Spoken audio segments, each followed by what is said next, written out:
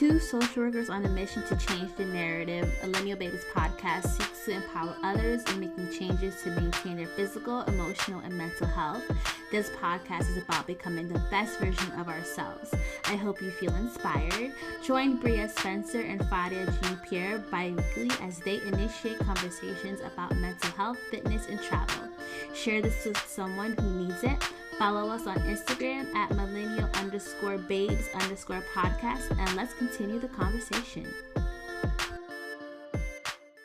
Hey guys, welcome to the Millennial Babes podcast. We are excited.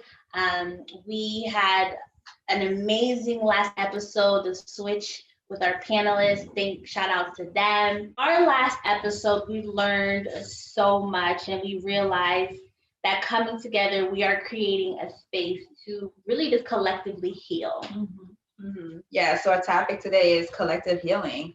When you look at collective healing, one thing, the switch episode that we did with our amazing panelists, it made us realize that when we're healing on our journey, we need to do it collectively. We need a community, because with you, as we started this podcast during the pandemic, we've been using each other as a way to help us to heal, because when you're going through something and I'm going through something, we talk to each other and we're like, oh my God, like we're in alignment. And, and depending on the situation on the day, I'm able to say something that support you. Like, yes, I need to hear this. I need to hear this statement. I need to hear this to help me, to motivate me, to re-encourage me to keep going whenever I'm dealing with something that I'm struggling, or it's vice versa with the same thing. So community is definitely helpful. And what we got from our panelists, and even with our, our special guests who did a poetry, is that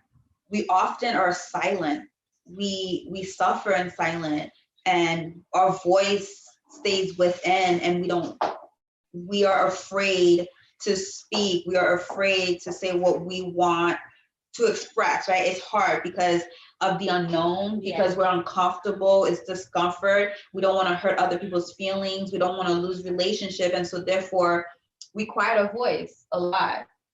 Yeah. And even through that, when we silence ourselves, we also kind of lose who our true authentic self is. And, trying to find a way back to that. And there's going to be situations that pushes us really to come face to face with these parts of ourselves that we keep hidden or we suppress. And it's so important that during this time, especially, throughout the pandemic, and here we are a year later, just sitting back and reflecting that, wow, like there was definitely parts that made me realize for myself that I was okay, well, I was holding back out of fear of what someone else might react, and learning that I am only in control of my actions, and I am not in control of someone else's actions, because at the end of the day, that's just who they are. And what can you lose? I agree, because something I've come to realize and learn is that we all are dealing with fragmented pieces of us, and we react to those pieces. And basically what it is that I carry past traumas, right? We carry past traumas that continue with us, that followed us in our present moment and going into the future. And basically the future self of us is waiting for us to heal from our past trauma. One thing I've come to realize is that understanding like how those things has influenced how I react to things, how I respond to things. So I could be in a situation, I'm feeling triggered, and I notice that I can notice my heart is beating fast, or my legs are shaking. Yeah. And it's like, okay, what's happening, and why is this, why am I experiencing this? And it's understanding that my fragmented pieces, I'm stuck in that time in my past. And so it's showing up in my future, it's showing up in my present moment, whoever I'm with. And I need to go back and say, okay, why am I affected by this? Why is this bothering me? Yeah. Why am I triggered by this? And then realizing something happened when I was younger, or as I was growing up, that is bringing that's triggering me, those unhealed emotion. I have wounds that I need to heal. And that's what I've been able to do collectively with wonderful individuals that I've met and people that have been in my life that has shown me those pieces, that has like awakening that part of me and saying like, okay, you need to deal with that. Yeah, that's amazing. That to be able to get to that point where you're able to realize your own self and have that sense of self, and that's where the journey begins. The journey of healing begins, and also knowing that it is okay to like lean on others as well. I know for me, like just sitting here realizing, like last year,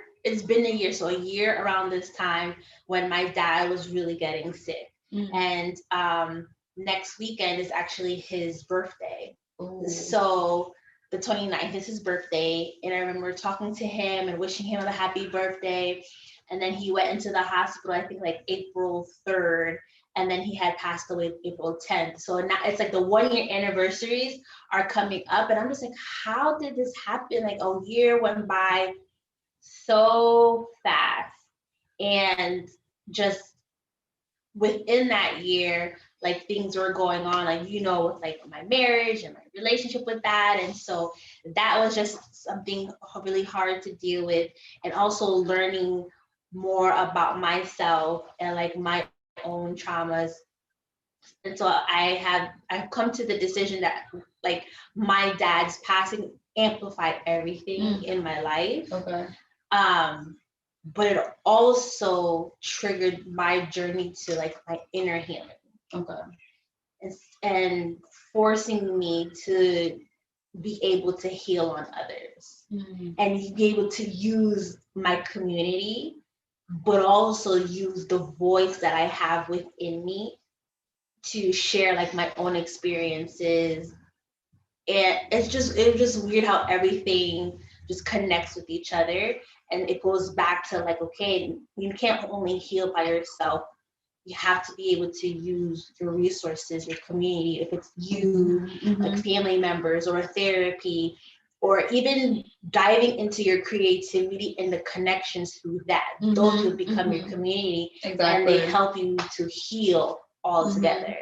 Yeah, and it's interesting you said that, like your dad passing, like awaken that part of you to start working on your healing journey. And for me, it's like, I think it started with my mom, but I never realized it until like almost, it's about to be 2 years ago, 2 years now. And I realized like there's things that I need to deal with. And when I go back in time, I'm like, I was growing up in a household where our families didn't have the skills, didn't have the tools, or they try to figure it out. They dealt with it the best way they knew how. And so because I wasn't learning it from them, so my way of dealing with things was to like go within.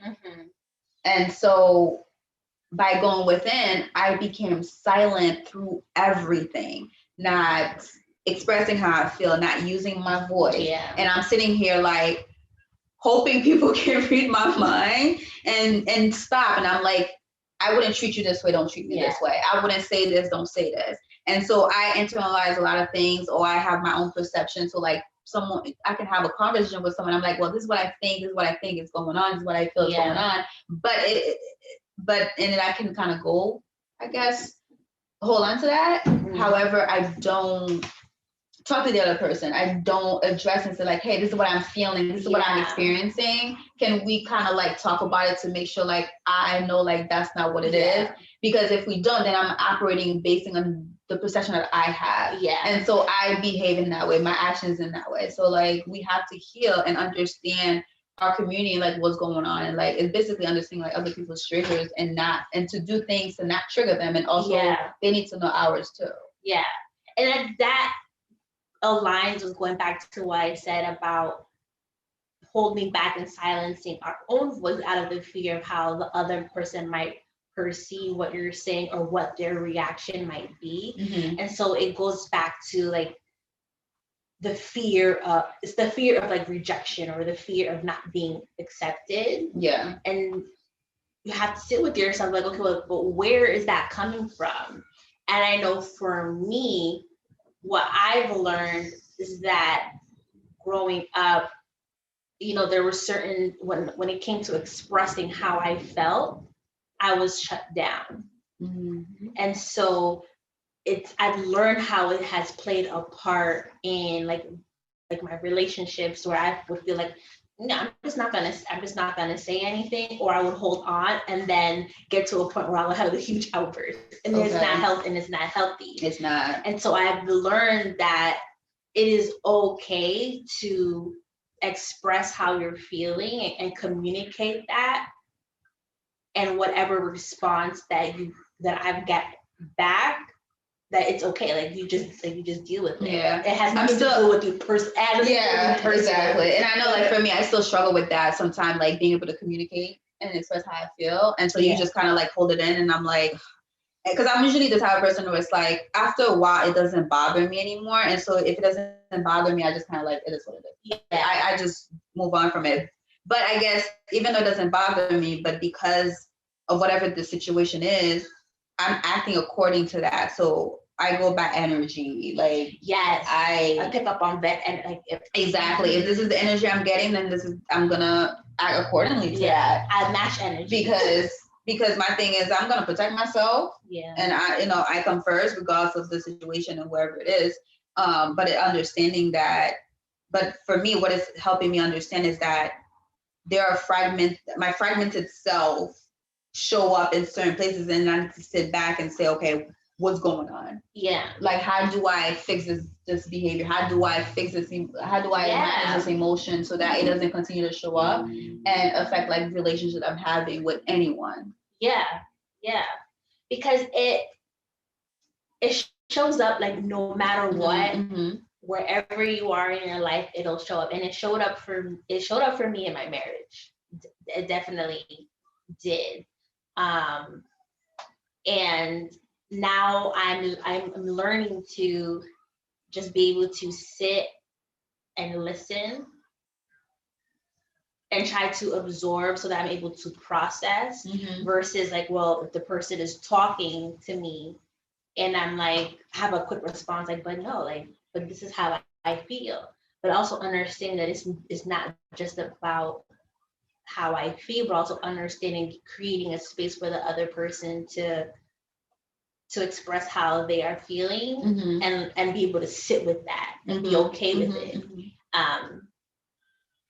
So it's healing all over. It's healing all over, and that's what we need to heal collectively. And I think I run a support group, and seeing like how women are coming together and saying like, oh my God, I need the space.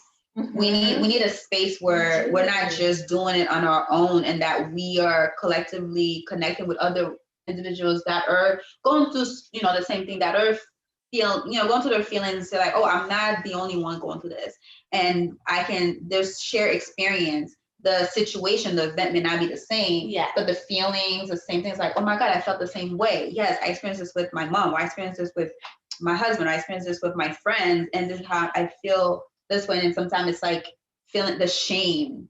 Yes. Shame comes into it because you're dealing with this. It's like, I shouldn't have to. And it's like, shame out and judgment. The judgment. It's like we're so worried about being judged by others, but I think it's more like judging ourselves.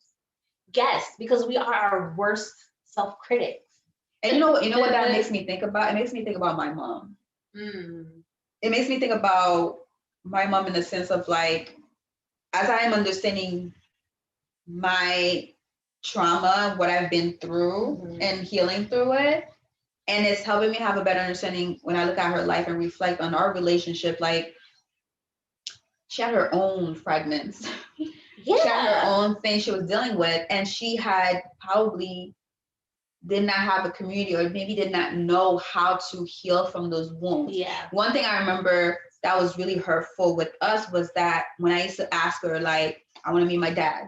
I want to know who my dad is. And she will get so angry. Like, why do you want to meet him?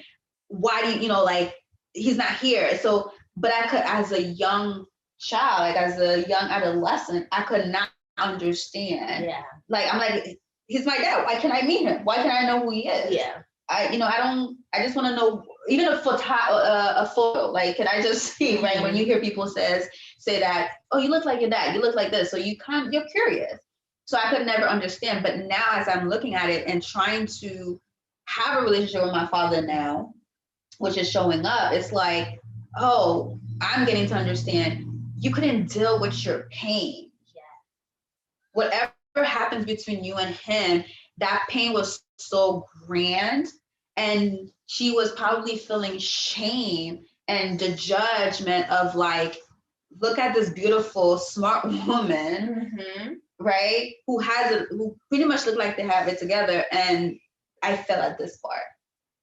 Yes. And so like, it's like, okay, who can I go to and talk to? How can I heal from this? And probably, and in the Haitian community, therapy is so taboo.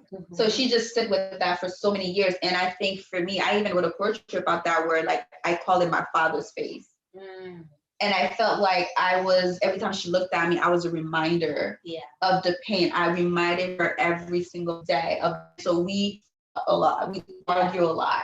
So we couldn't heal. So like, I inherit the way she dealt with it, which was like, I'm not gonna talk to you. We're just gonna like, we can be in the same room together, live together, but we're just gonna be passing each other. Yeah.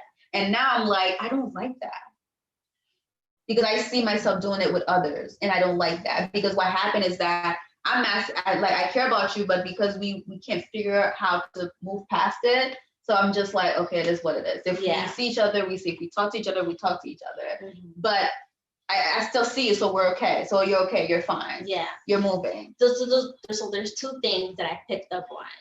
So the first thing is that the shame, right?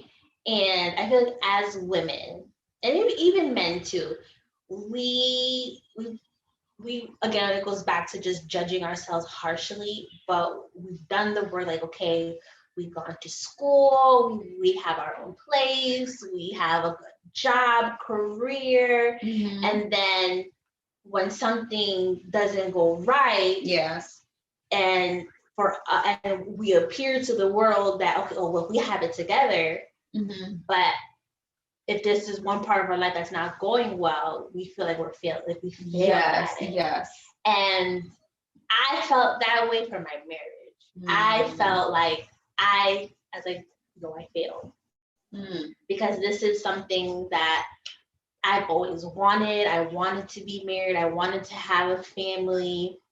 And not just because, people say, oh, well, people just get married because of the wedding and the big, but they don't understand what marriage is. So no, I wanted like marriage, that commitment, the vow, all of that.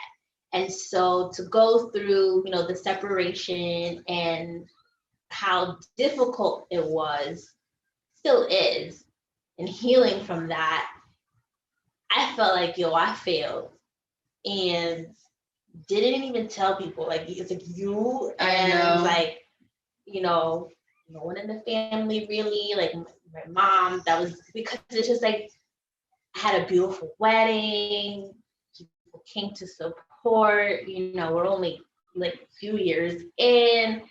So it goes back to like the shame and the judgment of what could I have done differently. But also knowing in that it's okay. No, it's okay. You didn't fail. And that's what it is. You didn't fail. You didn't fail. No one fails at a marriage. I think for me and you, what I'm noticing, observing is that whatever is going on in our life, like yours is your marriage, me is relationship, or just myself, wounds that I have. It's like those things are happening and they're like triggers, they're messengers that are triggering part of you or things in your life that needs your attention that you need to address. So that's where the fragmented pieces come, right? Like something is broken, something is disconnected. Yeah. So we need to put it back together. So I need your attention. So if we keep avoiding it, and we don't talk about it, we don't address it, it just grew. Yeah. So definitely. That's kind of like with you, it's like you didn't fail. It's just that there's something in your marriage that needs your attention, and if you're not paying attention to it, so like either your emotions are just like again, that goes back to the silence, right? We're silent, I'm not expressing it, and it's like, okay, we get to the point where like, okay, all right, this is like enough. We need to address this. We need to deal, we need space, we need to figure it out. But what you're doing is like you're working on it, which is I think is a good thing. Whereas some people can't. And like for me, it's like I'm learning to have a healthier relationship, not just with myself, but others.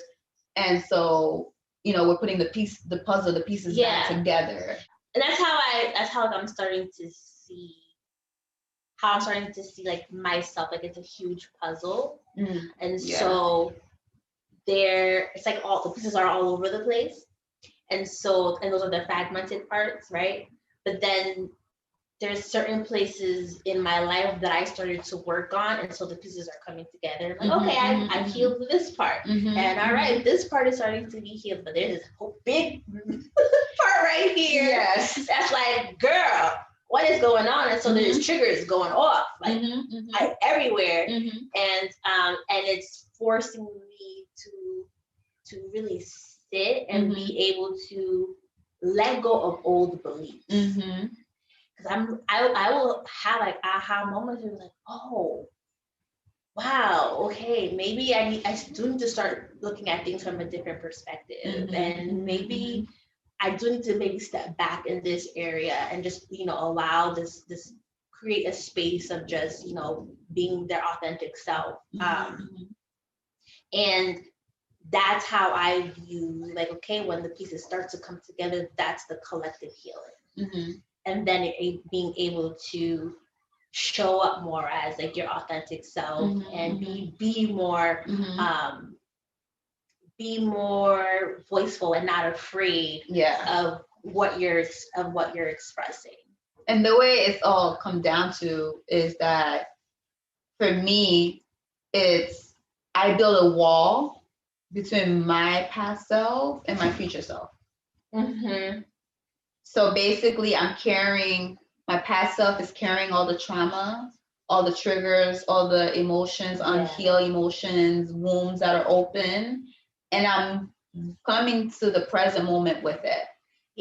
And so with the wall that's between like my past self and future self is blocking my view from seeing like what can be on the other side, which is like the unknown, what we talk about, like we're afraid of the unknown. So everything that we're going through, we're afraid of the unknown. So it's like, and it's like for me to be able to live the unknown, be this person that I'm meant to be, have the vision that I want to have, do things that I want to do. And stepping into that journey, I had to like literally go back to my past self and say like, listen, you're done, we're done. That story is done. That book is closed, that chapter is closed. We need to let it go. I need to work through it. Not saying I'm gonna forget the story. I know I'm gonna carry lessons. You got tired of yourself. And then, so now I'm like little by little I'm taking it because now I'm opening up to new adventures. And it feels good. It does. I have become the power of no. Listen, I love the word no. Nope. I'm not doing it. Nope. What did you say? That doesn't sit well with me. So we're gonna talk about that. And I think that's good for marriage. Instead of not just in marriage, but friendships. From working with other people, and I feel like it doesn't align with who I am, where I'm coming from, or what's really important to me. No. Because there's just been too many times where I haven't expressed myself. Because I'm just like, oh well, you know, just you don't want to deal with that. But brushing it off, I'm not saying, you know, fight every battle, but there are some little battles where it's okay to be able to step up for yourself. But it's like, why can't we fight the battle? But I guess that's where the collective healing comes in, right? Because we try to heal on our own, we try to fight the battle on our own, and it's hard. And I think when we have the support of others to say like, listen, no, get up, you got it. We're gonna work out today. We're gonna eat healthy. Listen, you said you're gonna do this, let's do it, right? And regardless of the issue, it's like, don't let that like come between you and like the relationship that you have with this person is meaningful. It's important. And I think I learned, and I wish like I was mature in that and with that level of understanding. So when my mom and I was having those issues, that I was able to resolve this conflict with her. Yeah. I'm resolving it like through meditation. Mhm. However, it's helping me understand other aspects of myself, and I'm kind of happy like I'm tackling and the fragmented part of myself. As I keep challenging and I'm trying to sit with and understanding it, it's a step. It's a step along the way, because I think our path, like you talk about your dad awakening that part of you, and then my mom's awakening that part of me, and other things, of course. Yeah. It's like helping us see, okay, all right, we can't continue this way. We have to heal. It's like heal yourself. But you gotta take on that journey. You gotta challenge that part of you, because like for me, I know I'm creating a vision for myself for tomorrow, because it's a new vision. Yeah. It's a new way of living. It's a new way of loving, and I'm loving the way I'm loving myself right now.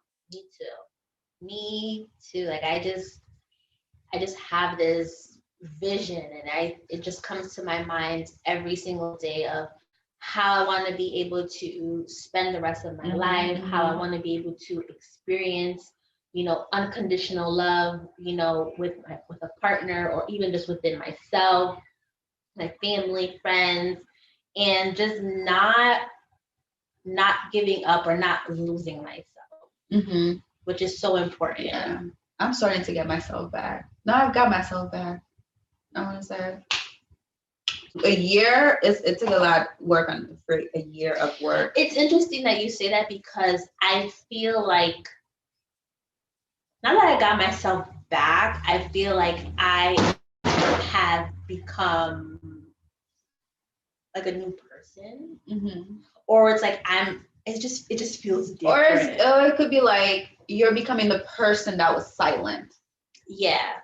It's like the inner child. Yeah. They were silent, and that energy wants to come out. So it's like, I can't come out because you're keeping me over here. Yeah. And so now that I'm dealing with the uncomfortableness of the discomfort of the things that I'm experiencing and I'm feeling, I can it's like you're letting go. And as you're letting go, you're being your true authentic self. Like I feel liberated. Yes. That's how I feel. Yes. Because you're rediscovering who you are, and you're allowing yourself to be. And so as we did the last episode, that's what I was gathering from our panelists and just anyone who was sharing, was that we got to be truthful with ourselves. Yes. The truthful with ourselves, saying like, okay, I'm dealing with something.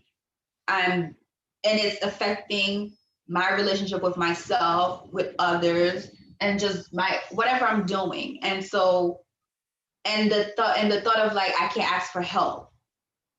Asking for help, it's like I feel shameful that I'm asking for help. I shouldn't have to. No, because I'm always helping other people. No, listen, you're human. Yeah, we're human. I know I need help sometimes, because sometimes I have to say like, hey, I even have my friends like, listen, I need to wake up in the morning. I've been struggling. Can you give me a little nudge just to kind of like encourage me, right? And so sometimes we need those support, and then we need those the community that are saying like, listen, you got this. You got this. You don't have to do this on your own. And it's you just have, all you have to do is ask for help, because no one, like if I didn't call you and I'm like, no, something is going on, you probably wouldn't say anything. No. You probably would not say anything. And I'm like, no, like something is going on. It's okay to ask for help. Yes, it may be embarrassing, or it may be shameful. You're judging yourself, but you can't do it on your own. Yeah. And then I couldn't let you sit in that. Yeah. And that's what I learned, that I don't have to do everything on my own. I don't have to feel like I have to take on everything by myself. And I never used to like asking for help. It just felt like it would just like something like, ooh, it would just hurt. And now I'm just like, no, like if I need it, it's okay. It's okay. I'm like, I need a moment to like vent, or can you take the little one for a few hours, because exactly, I need to decompress. It's like, who can you reach out to? Who can you have to support you? So like, if you had to define collective healing for yourself, what would it be?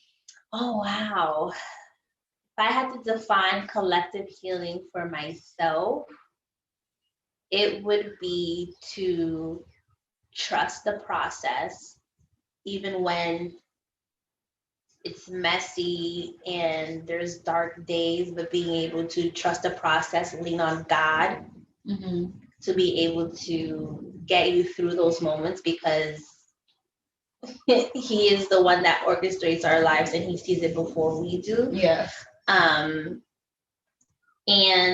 knowing that it's okay to lean on your support system, and also stay in a place of stillness, to be able to hear, to be able to hear your thoughts and be able to process and be okay with the feelings that come up with it. Like, okay, I'm feeling very sad right now, or like I'm feeling very fearful right now. Where is that coming from? Yeah. And that starts the collective healing for me, and how I've been able to just use it for myself and define it. I like and that. Love. Yes, you gotta have love. Love. No matter what. Trusting the process, but love. You gotta love yourself through all of the grit and the happiness and the sadness. Definitely. Even in the rough, the hardest, difficult days, you don't want to get out of bed. You gotta love yourself. You still gotta love everything. You gotta get up and nourish your soul, nourish your body, nourish your mind. It needs it. Don't let that energy just die. Don't let it just.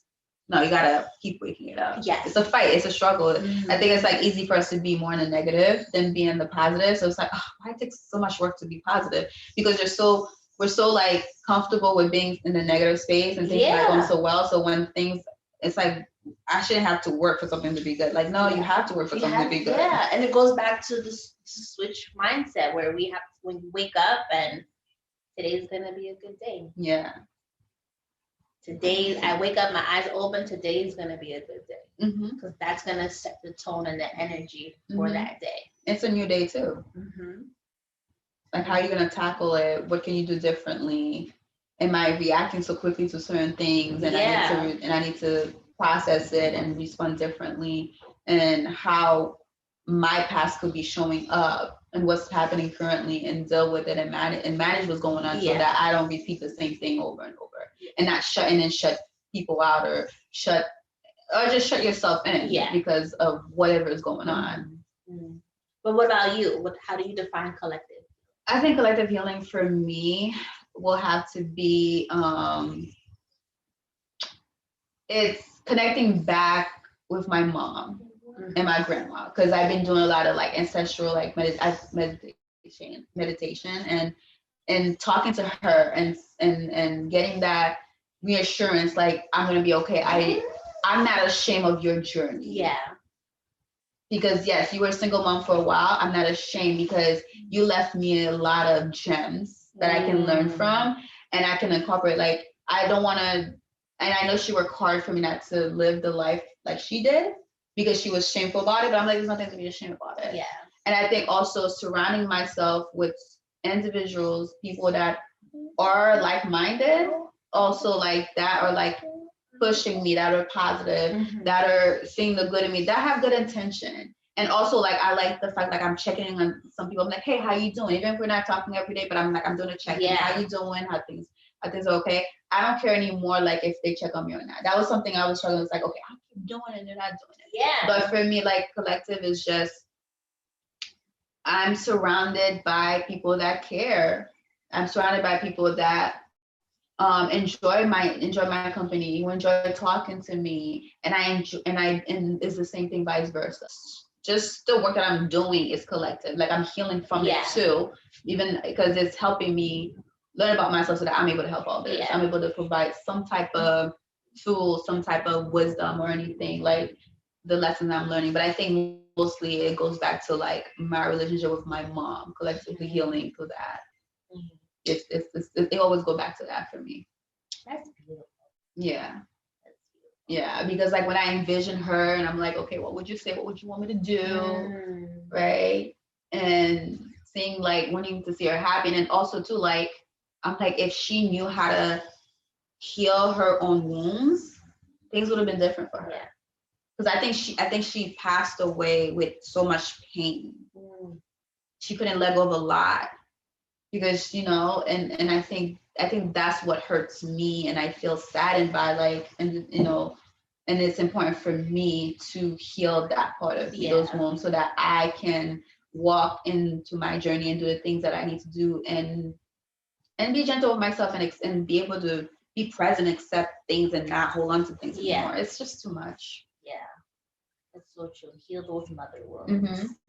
And right now I'm working on healing my father's womb. Yeah. That's another topic for another day, is how do you heal like that father-daughter relationship, because I'm dealing with two different I'm dealing with my bio father and my stepfather, this type of relationship, and they're both are rocky, and I want to be able to be in a relationship and they don't that doesn't show up, and I don't go back to that. That's so important. It's so important to work on, especially when it comes to being in a relationship, because there will be moments where something will come up and you're like, where is this coming from? And it stems back to the relationships that you have with your parents or whoever was your caregiver growing up. So I agree. So as you can see, guys, today, like, the topic is like collective healing. It's like, how are you healing collectively? Who can you reach out to for support? Who can you talk to? Like, we can't do it alone. You can't do it alone. And so sometimes we need to, if therapy is not the place where you can go, is there someone you can trust? Is there a friend? Is there a group of people you can connect with that can help you, or just to hear, you know, just to kind of listen and be able to express how you feel? Because if you don't communicate how you feel, express how you feel, then no one's gonna know there's something going on, especially even if they don't understand, even if they don't get it, even if they're not saying the words you want to hear, which is okay, because not everyone's gonna get it. But collectively, you know, healing collectively is really important for us. And it could simply be like, I found a community where I can get me like essential oils, right? Like, or even just or even us, like our podcast, being able to use that as your community. You're just listening in, and some of the episodes resonates with you, and you're able to take away some gems or pieces about how to begin your own journey. This is a place where you're able to get that. And I hope that, you know, we are able to be able to provide that comfort for you all. And I would actually love to hear, you know, how you all are collectively healing, or what has your healing journey been like. And so definitely leave a comment on our page, on our YouTube page, and even on our Instagram page as well. I think for us, I want to know is like, how can we heal collectively together? As we're healing together in ourselves, like, how can we heal collectively? What are some things you need for you? Something that I've been doing, I learned it at the Millennial Social Work Conference, was using our name as a self-care activity. How can we heal together? Let us know, how can we heal collectively, and what are some things you would like to know about? What are some things you want to do? What are you doing?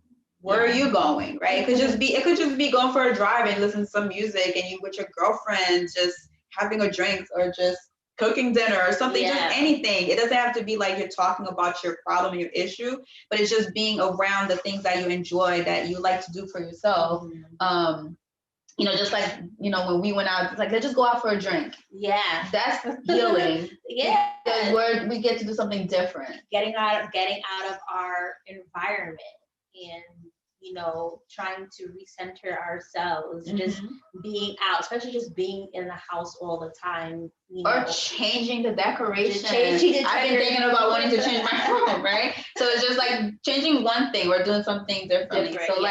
So let's heal as a community. Let's heal together.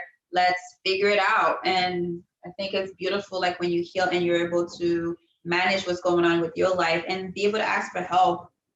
Thank you guys so much for joining us, and I hope that this episode resonated with you. Please leave us a comment and subscribe to our YouTube channel. And if you want to be a guest, please send us an email at millennialbabespodcast@gmail.com. and check out our Instagram page and leave us a message, leave us a note, and let us know what you would like us to talk about, any topics. And if you want to be a guest, please reach out to us, and can't wait to continue to have this conversation with you. Let's heal together. Thank you. Bye, everyone.